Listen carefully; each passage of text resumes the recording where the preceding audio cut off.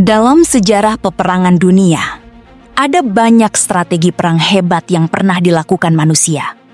Namun apa yang terjadi di Konstantinopel pada malam 22 April 1453 benar-benar berada di luar nalar. Sebuah strategi yang begitu gila, begitu mustahil, hingga dunia masih membicarakannya, bahkan ratusan tahun kemudian.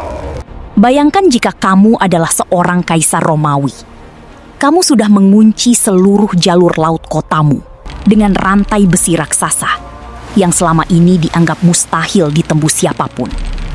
Lalu saat pagi tiba, kamu berjalan menuju benteng kota dan melihat sesuatu yang membuat tubuhmu membeku.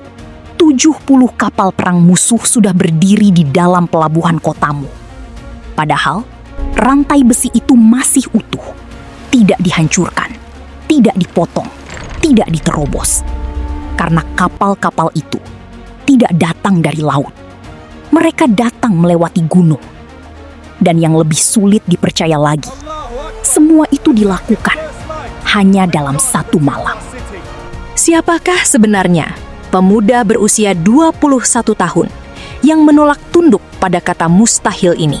Dan bagaimana mungkin di zaman ketika teknologi manusia masih begitu terbatas, sebuah armada laut raksasa bisa dipindahkan melewati hutan, melewati bukit-bukit terjal, hanya dalam hitungan jam.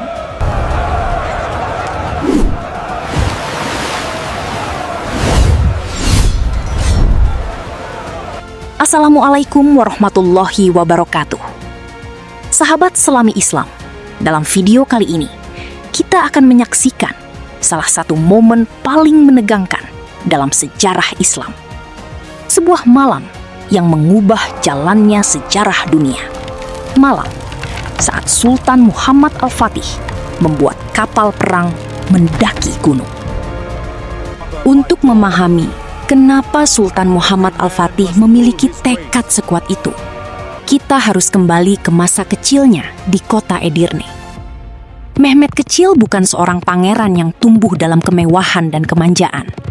Sejak usianya masih sangat muda, ayahnya, Sultan Murad II, sudah meletakkan harapan besar di atas pundaknya. Ia dididik dengan disiplin, dilatih dengan ilmu, dan dipersiapkan untuk memimpin sebuah kekaisaran besar. Tetapi, ada satu sosok yang paling dalam memengaruhi jiwa Mehmet muda.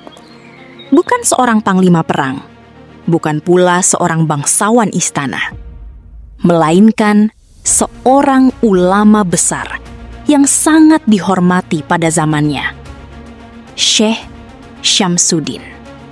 Syekh Syamsuddin bukan hanya mengajarkan ilmu fikih, tafsir, atau strategi peperangan. Beliau sedang membentuk cara berpikir seorang penakluk.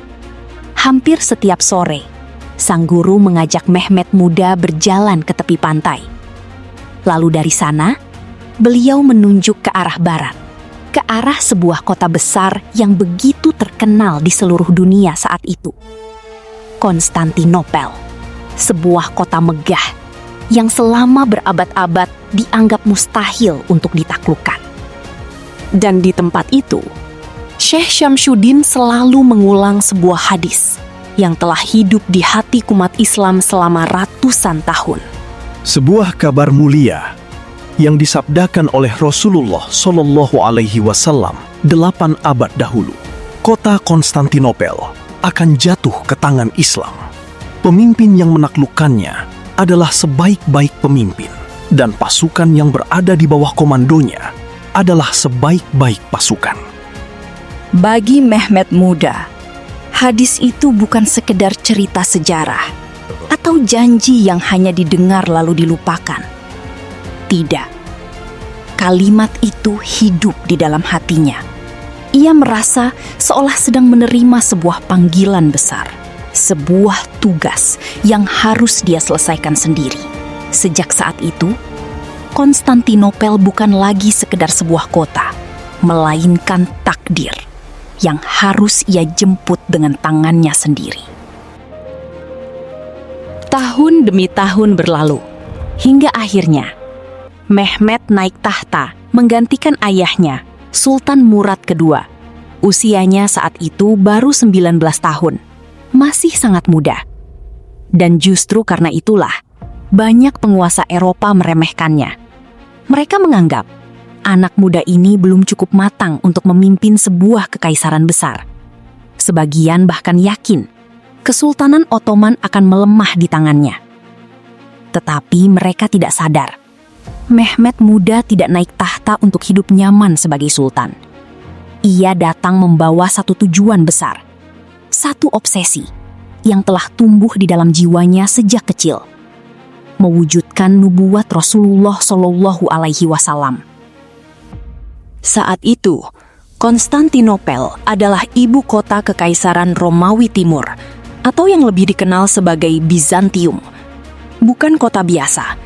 Konstantinopel adalah pusat kekuasaan, pusat perdagangan, dan simbol kejayaan dunia Romawi selama berabad-abad.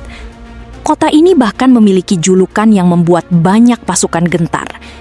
Kota yang mustahil ditaklukkan. Dan julukan itu bukan tanpa alasan.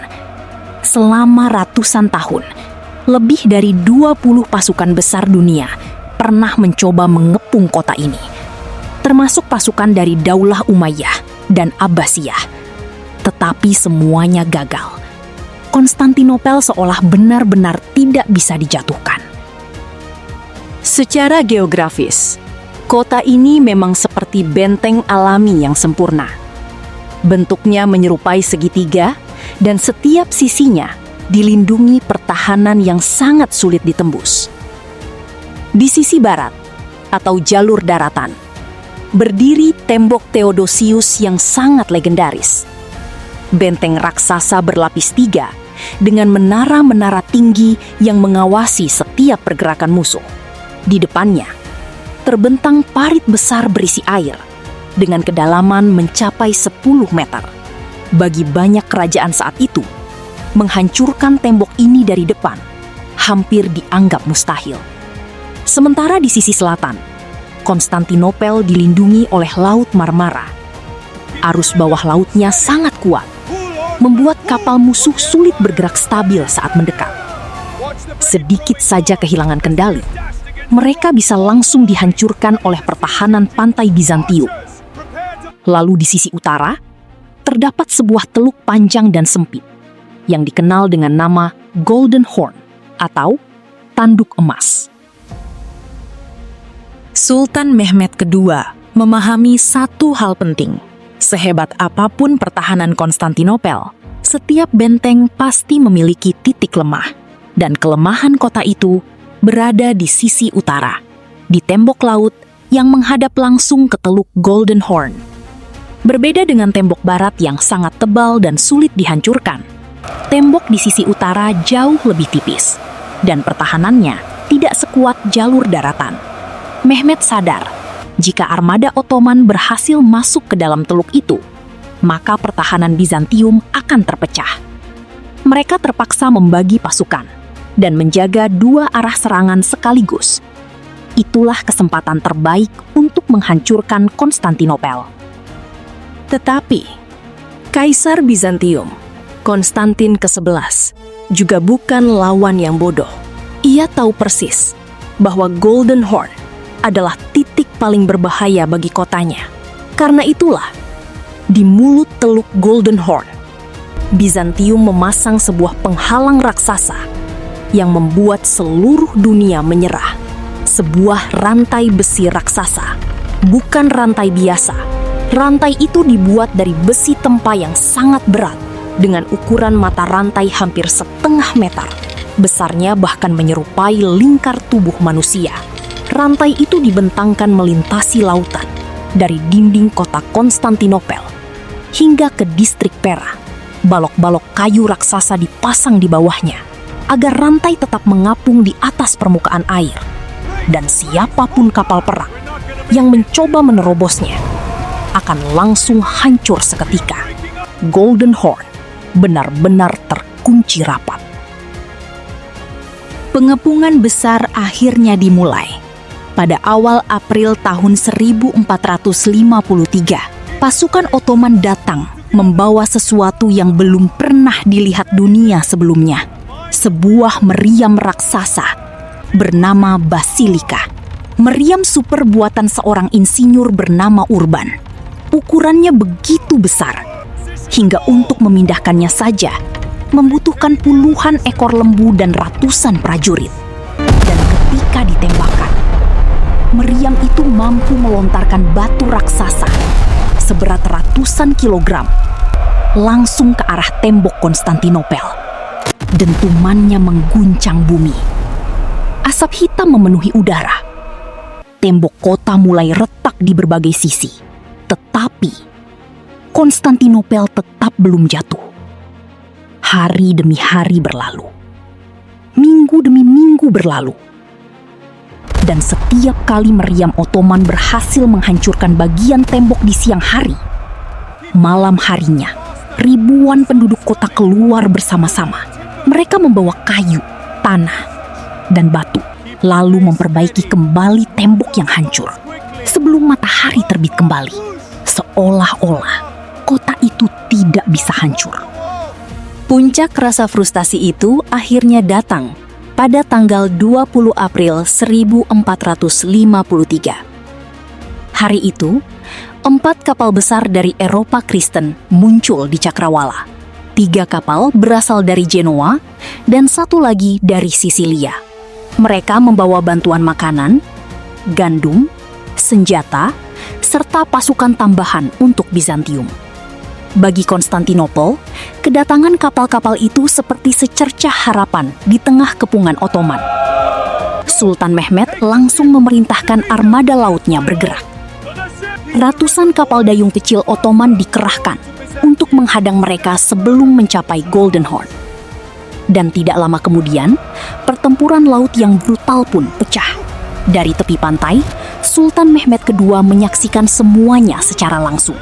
Beliau melihat sendiri bagaimana kapal-kapal bantuan Eropa yang ukurannya jauh lebih besar perlahan mulai mendorong mundur armada Ottoman. Situasinya semakin kacau. Ombak menghantam kapal.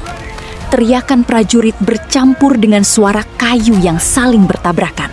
Dan di tengah kekacauan itu, terjadi sebuah momen yang sangat emosional dalam sejarah Ottoman. Melihat armadanya mulai kalah, Sultan Mehmed memacu kudanya masuk ke laut. Semakin lama, semakin dalam. Air ombak membasahi pakaian dan jubahnya. Dari atas kudanya, beliau terus berteriak memberi komando kepada laksamananya, Baltoglu Sulaiman Bey. Tetapi, semuanya sudah terlambat. Kapal-kapal bantuan Eropa itu akhirnya berhasil menerobos pertahanan Ottoman. Rantai raksasa Golden Horn diturunkan sesaat untuk membiarkan mereka masuk ke dalam teluk. Lalu, rantai itu dikunci kembali. Malam itu, suasana di perkemahan Ottoman berubah sangat suram. Moral pasukan jatuh ke titik terendah. Dari kejauhan, suara sorak-sorai kemenangan terdengar jelas dari dalam Konstantinopel. Tawa, teriakan, dan dentang lonceng kemenangan Bizantium menggema hingga ke kemah-kemah pasukan Muslim. Seolah-olah mereka sedang mengejek kegagalan armada Ottoman di laut. Banyak prajurit mulai kehilangan harapan. Mereka sadar, selama rantai Golden Horn masih berdiri, Konstantinopel hampir mustahil untuk ditembus. Dan keadaan semakin berat ketika beberapa penasehat senior kerajaan mulai goyah. Dipimpin oleh Perdana Menteri senior, Chandarli Halil Pasha, mereka mendesak Sultan Mehmed untuk menghentikan pengepungan. Menurut mereka, situasi sudah terlalu berbahaya. Jika bantuan besar dari Eropa benar-benar datang, pasukan Ottoman bisa berada dalam bencana besar. Karena itulah, mereka meminta Sultan segera mundur dan pulang sebelum semuanya terlambat. Di dalam tenda utamanya yang sunyi, Sultan Muhammad Al-Fatih sedang berada di titik paling berat dalam hidupnya. Kegagalan di laut menjadi pukulan yang sangat telak bagi dirinya. Beliau baru saja naik tahta. Usianya masih sangat muda. Dan sekarang, Di hadapan seluruh dunia, armada Ottoman dipukul mundur. Jika pengepungan ini gagal, bukan hanya reputasinya yang hancur, bukan hanya pasukannya yang kehilangan harapan, tetapi juga impian besar umat Islam selama 800 tahun bisa lenyap begitu saja. Suasana di dalam tenda terasa sangat sunyi. Hanya terdengar suara angin dan nyala api kecil yang bergerak pelan di sudut ruangan. Lalu, di tengah kesunyian itu, seseorang perlahan melangkah masuk. Syekh Syamsuddin, sang guru tua, memandang muridnya dengan tenang. Beliau tahu beban yang sedang dipikul sultan muda itu jauh lebih berat daripada perang itu sendiri. Ulama besar itu berjalan mendekat, lalu meletakkan tangannya perlahan di pundak Sultan Mehmet.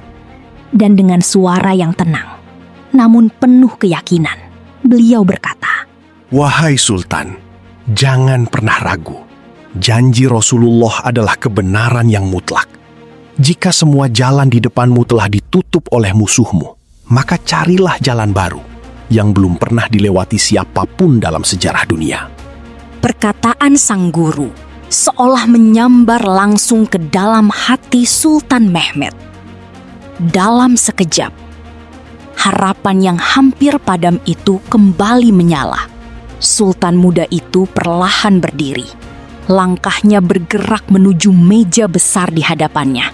Tempat peta wilayah Konstantinopel terbentang. Beliau menatap peta itu dalam diam. Kali ini, matanya tidak lagi fokus pada lautan atau rantai besi raksasa yang mengunci Golden Horn. Pandangan Sultan Mehmet justru bergerak ke arah utara, ke sebuah wilayah berbukit yang dipenuhi hutan lebat, perbukitan Galata. Daerah terjal yang sebagian dikuasai koloni Genoa. Dan disitulah sebuah ide gila mulai muncul di dalam pikirannya. Sultan Mehmet sadar, jika jalur laut sudah dikunci rapat oleh musuh, maka ia tidak akan menyerang lewat laut. Ia akan membawa kapal-kapalnya melewati daratan, memutari wilayah Galata, lalu menurunkannya langsung ke Teluk Golden Horn. Artinya, Sultan Muhammad Al-Fatih akan membuat armada lautnya mendaki gunung. Jika dipikir dengan logika manusia pada abad ke-15, rencana ini benar-benar terdengar gila, hampir mustahil dilakukan. Jalur darat yang harus dilewati mencapai sekitar 3 km, melewati bukit terjal, tanah menanjak, dan hutan yang sangat sulit dilalui. Bahkan, dalam keadaan normal, memindahkan satu kapal kecil lewat daratan saja bisa memakan waktu berhari-hari. Tetapi Sultan Mehmet tidak sedang ingin memindahkan satu kapal. Beliau ingin memindahkan 70 kapal perang sekaligus. Kapal-kapal jenis Fusta dan Tarida, kapal perang berukuran sedang hingga besar yang membawa meriam dan memiliki bobot sangat berat. Dan semua itu harus selesai dalam satu malam. Lalu, bagaimana mungkin manusia pada abad ke-15 bisa mewujudkan rencana segila ini? Disinilah kejeniusan logistik pasukan Ottoman mulai terlihat. Begitu ide itu muncul, Sultan Mehmet langsung bergerak cepat. Beliau memanggil para insinyur terbaik, para ahli kayu, serta ribuan prajurit pilihan Ottoman. Semua dikumpulkan secara diam-diam. Tidak ada teriakan, tidak ada pengumuman besar, karena operasi ini harus benar-benar dirahasiakan. Tidak boleh ada satupun mata-mata Bizantium yang mengetahui apa yang sedang dipersiapkan Sultan Mehmet. Rencana besar ini tidak dilakukan secara sembarangan. Pasukan Ottoman menyusun semuanya dengan perhitungan yang sangat matang. Mereka menggabungkan kecerdasan mekanika kuno dengan disiplin militer yang luar biasa. Dan operasi rahasia ini dijalankan melalui 3 tahap penting. Tahap pertama adalah membuka jalan. Ribuan prajurit Ottoman bergerak diam-diam ke hutan Galata. Mereka menebang pohon-pohon besar, membersihkan jalur sempit, lalu meratakan tanah berbukit yang curam. Sedikit demi sedikit, mereka menciptakan jalur darurat di tengah hutan, cukup lebar untuk dilewati kapal perang. Setelah jalurnya siap, mereka masuk ke tahap berikutnya. Pohon-pohon besar yang sudah ditebang tadi dipotong menjadi gelondongan kayu bulat. Kayu-kayu itu kemudian disusun berjajar panjang di atas tanah, seperti rel raksasa. Fungsinya agar lambung kapal bisa bergerak dan meluncur di atasnya, mirip roda berjalan. Tetapi, itu saja masih belum cukup. Karena kapal-kapal Ottoman memiliki bobot yang sangat berat. Dan disinilah rahasia terbesar operasi ini digunakan. Sultan Mehmed memerintahkan seluruh persediaan minyak zaitun, mentega, dan lemak hewan dari dapur pasukan dikumpulkan. Semua lemak itu dilelehkan dalam panci-panci besar. Lalu dilumurkan ke rel kayu dan bagian bawah kapal. Tujuannya satu, membuat permukaan kayu menjadi sangat licin, agar kapal-kapal raksasa itu bisa ditarik melewati daratan dengan gesekan seminimal mungkin. Tidak hanya itu, untuk menjaga mental para prajurit agar tidak panik di tengah kegelapan hutan, para penabuh genderang militer Mehter dan pemain trompet Ottoman tetap berdiri tegak di atas geladak kapal yang sedang berjalan di atas daratan.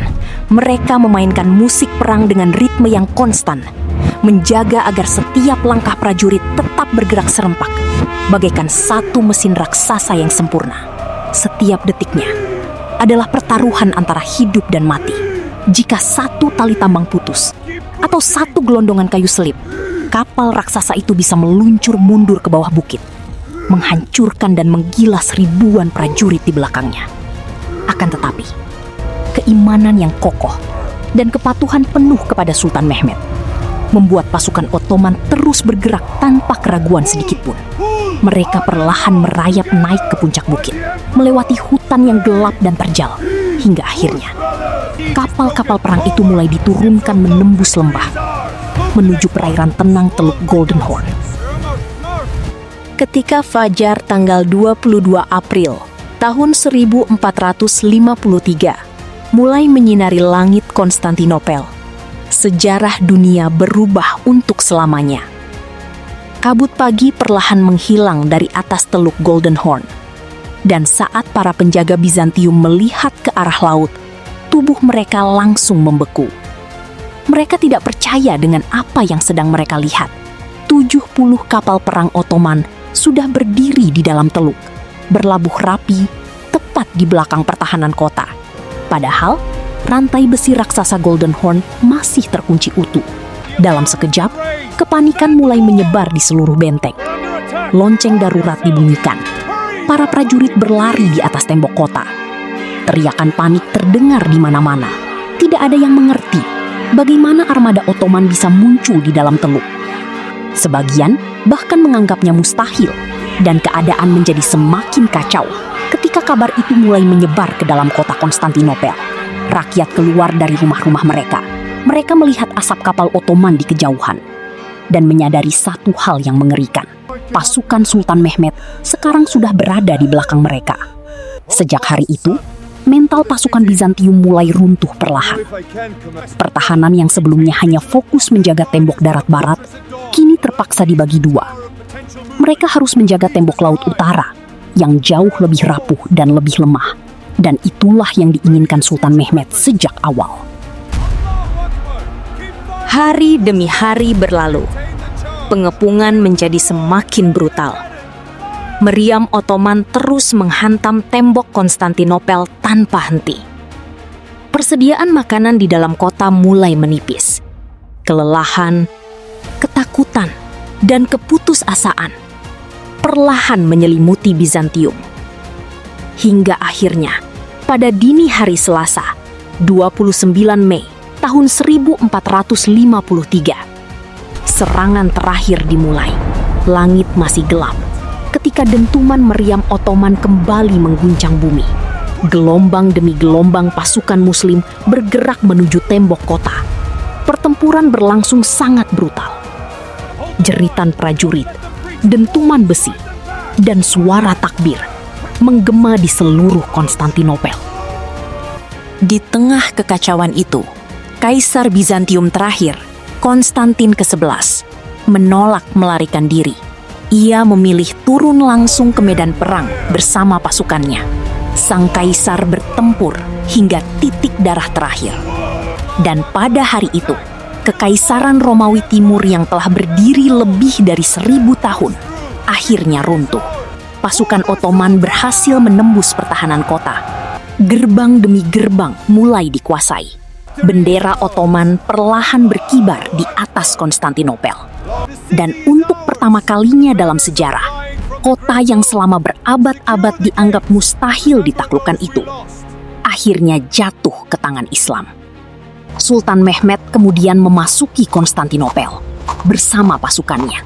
Pemuda yang saat itu baru berusia 21 tahun itu akhirnya berhasil mewujudkan janji besar yang telah hidup di dalam hatinya sejak kecil. Nubuat Rasulullah Shallallahu Alaihi Wasallam akhirnya menjadi kenyataan. Dan sejak hari itu, dunia mengenalnya dengan satu gelar legendaris, Muhammad Al-Fatih, sang penakluk. Sahabat selami Islam, kisah legendaris kapal yang mendaki gunung ini mengajarkan satu pelajaran besar bagi hidup kita hari ini, bahwa bagi jiwa yang benar-benar yakin pada janji Allah dan memiliki visi yang besar, kata mustahil seringkali hanyalah ketakutan dari orang-orang yang menyerah sebelum berjuang. Sultan Muhammad Al-Fatih membuktikan, ketika semua jalan terlihat tertutup, selalu ada jalan lain bagi mereka yang berani berpikir, berani berjuang, dan tidak berhenti berharap kepada Allah. Karena itu, saat hidupmu terasa buntu, saat impianmu terasa terlalu jauh, dan ketika keadaan seolah mengunci semua jalan di depanmu, jangan langsung menyerah. Ingatlah kisah Al-Fatih. Jika lautan ditutup dengan rantai, maka bangunlah jalanmu sendiri, meski engkau harus mendaki gunung dan menembus gelapnya hutan di tengah malam. Terima kasih telah menyimak kisah ini sampai akhir. Wassalamualaikum warahmatullahi wabarakatuh.